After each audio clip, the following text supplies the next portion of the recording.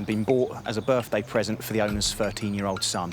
But I get to spend all my time with my family, I get to work and do what I'm passionate about, and I get my kids involved in it as well, so it's the best of both worlds, really. The Mintram family from Lincolnshire in England are animal crazy. Hello. Dad Jamie, Mum Michelle, 12-year-old Josh, and 9-year-old Chloe opened their home to around 150 rescued creatures. Great and small. Before they accidentally became zookeepers, Jamie and Michelle worked together in a university science department. We were very boring, very kind of 9 to 5, boring kind of job. I had to wear a shirt and tie all the time, and it just didn't feel like me. Whilst their work life was pretty conventional, in the family home things were a different story. We started off just being a bit odd, having some odd animals, and the kind of word got round. And then we had people phone us up asking if we can take in animals, and kind of word spread. And then it just kind of developed from there, and it got to crunch point. We either couldn't take anything more on, or we had to do something quite drastic. The Mintrams had taken so many animals into their home, the family decided to up sticks, leave their normal life behind, and turn a rundown farm into their very own rescue zoo. We moved from what most people would have considered a normal ideal, the 3-bedroom detached house. We spent 2 years living on site in a caravan. I don't miss that at all. But it's meant, you know, we can have dinners every night. We never had that before. Since moving to the site, the family have upgraded to a new purpose-built lodge with all the mod cons. But it's still not quite the conventional family home.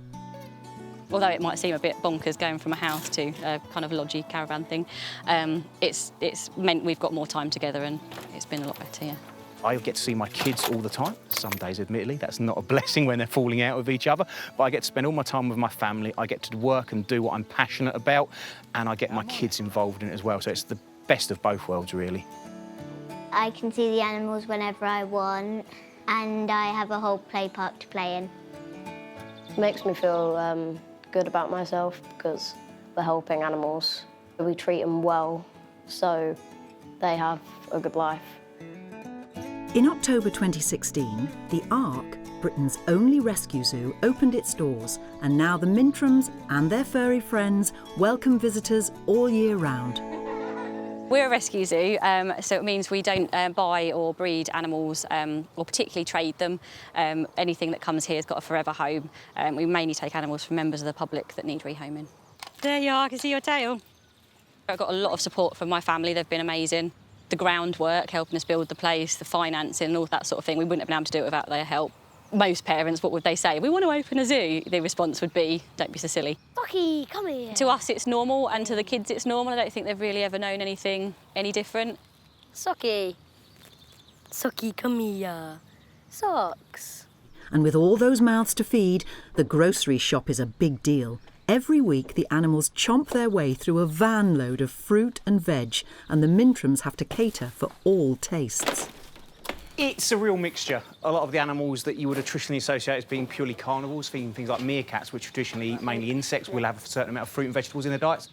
The iguanas, the tortoises, porcupines, also our sort of more regular farm stock animals like the goats, the llamas, the alpacas, they'll all tuck into some of this as well. So it's a sort of a cross-section of the animals will benefit from this. Bandit loves lychees. Our Palm Civet goes absolutely mad for lychees. The wallabies love sweet potato and apple. The meerkats, being insectivores, they'll kind of begrudgingly eat their portion of fruit and veg later on in the day when there's nothing left to eat. They're about naughty school children. They'll eat the meat first.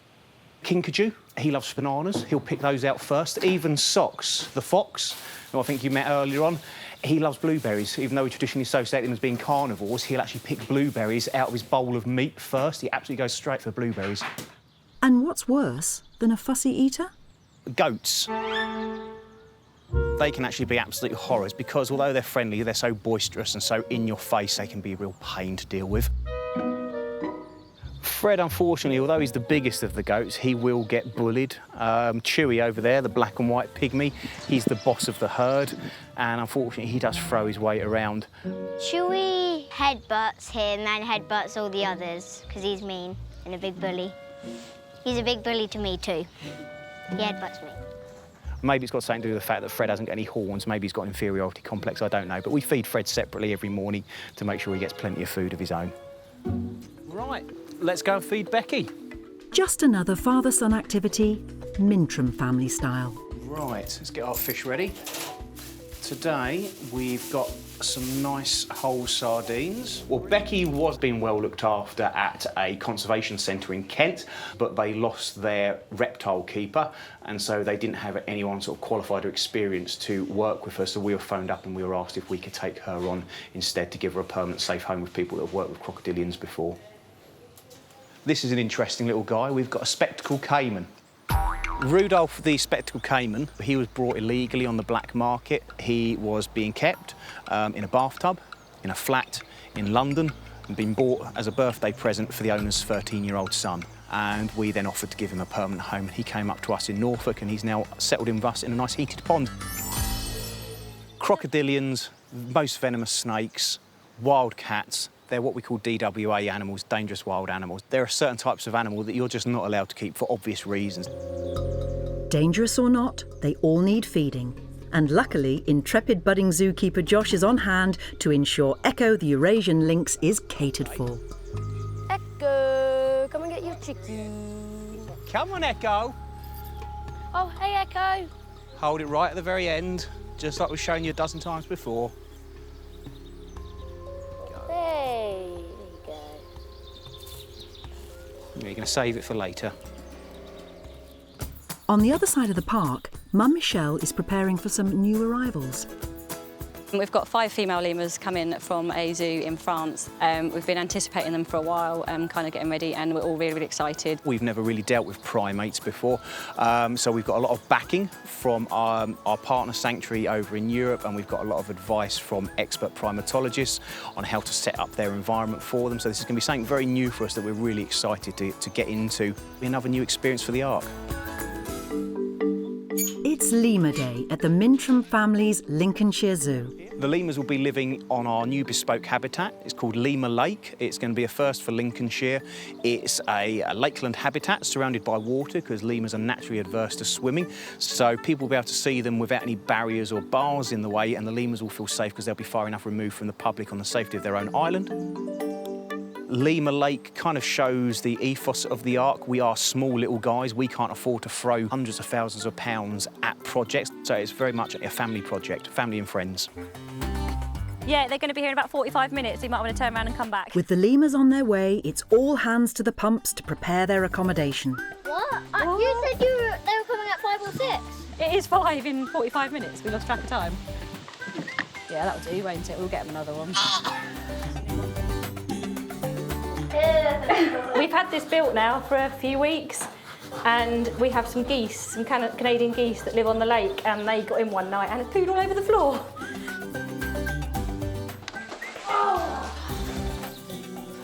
The lemurs are now here, so I'm just going to open up the gate to let Matt in.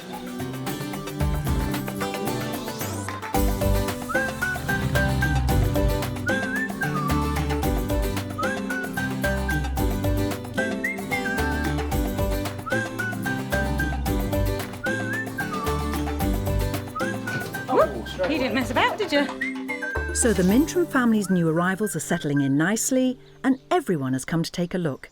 And I mean everyone. They can jump very high though, because Mum, when you let them in, they literally just jump. Yeah, straight across that back corner. Yeah. They're so cute. I love them. They've definitely grown since the picture was taken. You reckon? No, I don't think they have. I think you'll find they're mostly fluff. Yeah. I really like them. They're setting really quickly. I'm really happy and excited. I think it's a big thing for the park. Hopefully it's going to bring in people. Being a rescue sanctuary, we rely on visitors to fund the rescue programme. So yeah, hopefully it should bring in even more people than we're already having. So, from a 3-bedroomed house to a fully fledged zoo via a second-hand caravan, the Mintram's menagerie continues to thrive. But for Mum and Dad, it's Josh and Chloe that are the stars of the show. Both me and Michelle are proud of our kids. They're really part of the driving force behind all of this, as well as wanting to help the animals out. We also wanted to give our kids a lifestyle that they're going to look back on and, touch wood, remember really fondly. I asked Chloe about how she had to go to school to learn to get a good job, and she turned around and said to me, I'm not going to bother because I'm going to run the zoo, so that's fine. Josh, I think, will. When I grow up, I kind of want to work here and help out with the animals because it's really fun. It's important to rescue the animals so they don't get poorly and sick. I wouldn't go back to work in a proper job, not in a million years. Yeah, I don't know what I'll do if I do take it over, but I'll run it well.